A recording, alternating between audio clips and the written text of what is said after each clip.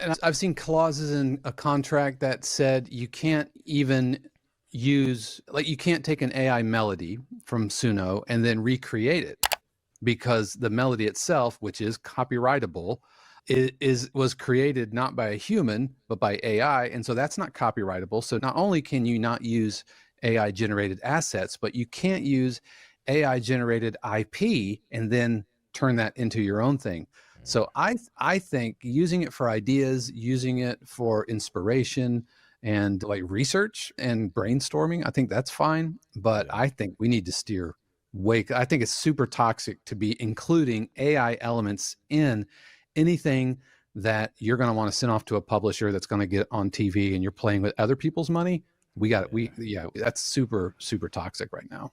Yeah, man, I agree. I think the safest bet, and it's been the same thing when people ask me about like royalty free loops, man. It's just aside from one shots and stuff like that, it's like no matter what the terms may say on the website, I was like, it's just safer to just stay away from it altogether, Yeah. man, and just keep it as clean as possible for everybody.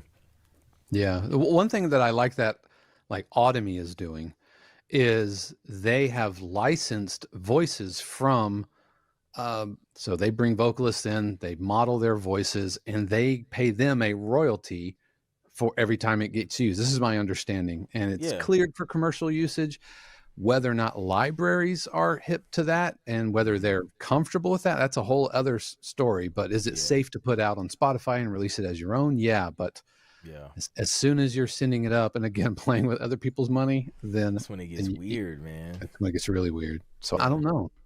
Yep. Yeah, because there's some amazing tools out there, and I like that model with just it's someone's and it's someone's name, image, and likeness. I guess their Mhm. voice. I don't even know if in the current legal laws, like if voice is even a part of that if that's a part of likeness. But Well, well, like I was watching the Olympics, and they had an AI generated voiceover from Al Michaels. That okay, they weren't trying to pull one over on us. They were like, "This is Al Michaels generated by Amazon AI or whoever it was," and it mhm, sounded pretty darn good.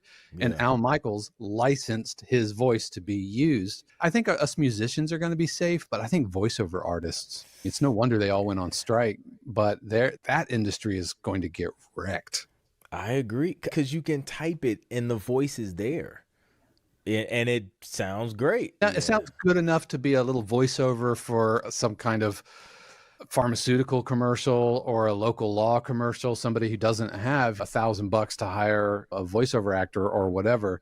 But yeah. that's just like the stock music or the stock photo industry. My Mhm, wife, who is a musician and a music director, but also a graphic designer, mhm. and over the last year, she subscribes to Adobe stock. So and it's just been completely overrun with AI generated Really? images. Yeah, Wow. absolutely. And people asking for like crazy license fee for things which are obviously AI generated. And yeah, and what's all the legal and our copyright laws are so sluggish anyways. We're still basically using copyright laws from nearly a century Ancient. ago, Ancient. and it's why royalties for streaming and all of that are so far behind like network and over the air placements. Yep. And so AI is just people are going to make a lot of money until they put some laws in place that will protect artists. But until then, we just have to tread super lightly. Today's video is brought to you by TV Placement Mastery. This is my high-level coaching program for producers to fast-track you to your first licensing deal within 90 days. Now, this is an invite-only program, so you have to apply, and I only work with a few producers at a time. So just go to tvplacementmastery.com or click the link in the description to apply. Yeah, man, I agree. Shout out to everybody in the stream that's joining. We're talking with Dave Croft. Crawford, and we jumped in the deep end out of the gate. I know we went straight into it. I love it. We're talking about the whole situation with using AI and sync licensing and things like that. So if you guys have any questions at any time, drop them in the chat. Sync Producer Hub members, you guys can raise your hand if you want to come up on audio or video and ask a question. But yeah, some ways I have been using AI still within Sync. It's been really cool. For example, I had a producer reach out and he was just like, hey, I haven't seen a lot of briefs coming in. I'm not sure like what I could be doing or creating to continue to work on my craft. And I was just like, yo, pull up ChatGPT and have it create a brief for you. Say, create me a pop rock brief with 3 references that links to YouTube videos of whatever style of music that would be used on whatever kind of show or movie. And it'll literally spit out a brief so you have something to practice with and keep sharpening your skills. So that's one way I've been using it. I tried to upload a track and have it transcribe lyrics.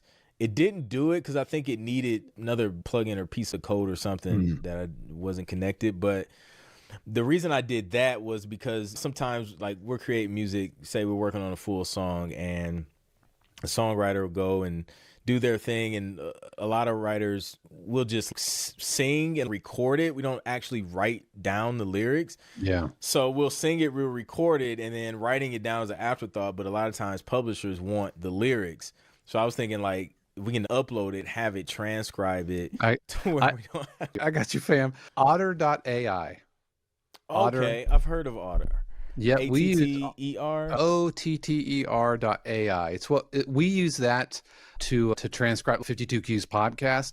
We'll take the audio and then we'll put it into Otter, which will give a transcription that then you can export. And then we might take that into GPT and then say, hey, use this, proofread it, and reorganize it into a blog post or for a newsletter.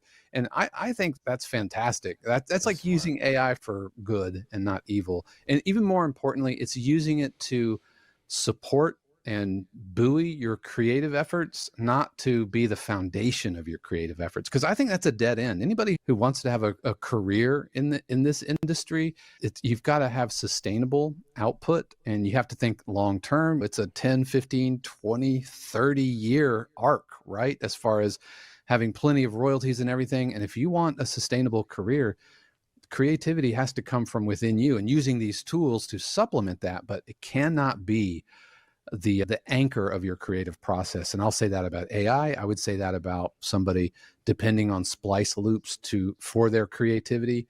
Now, if you can leverage those tools with what you can already do, then you can be unstoppable. Like for me, using loops, for example, I find programming stutter hats and like trap hats really exhausting because to do it well, especially in Logic, there are so many other tools which are better at this. Like I think of FL Studio and I see guys blasting out stutter hats in FL Studio and it's great, but Logic, it wasn't really built for that.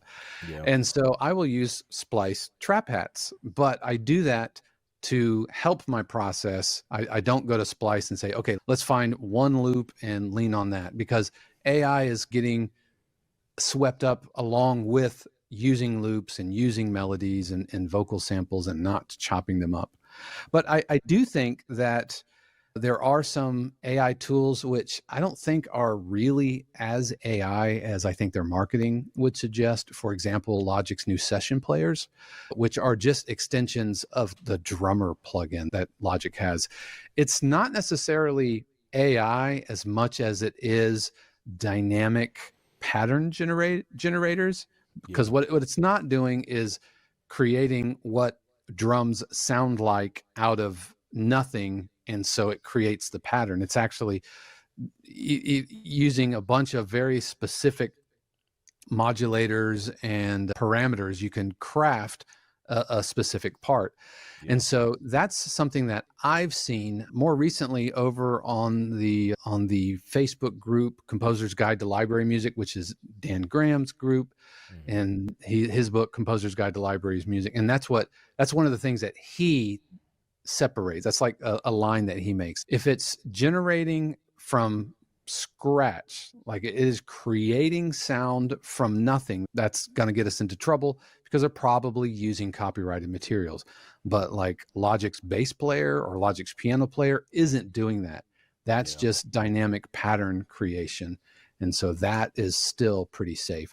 We still run into the problems of you use it in a track and get a pattern, and I use it in a track and I get the same pattern. We both put it through copyright and content ID, and it could still create false flags, but it's not using copyrighted material to create new material. Yeah, I love that.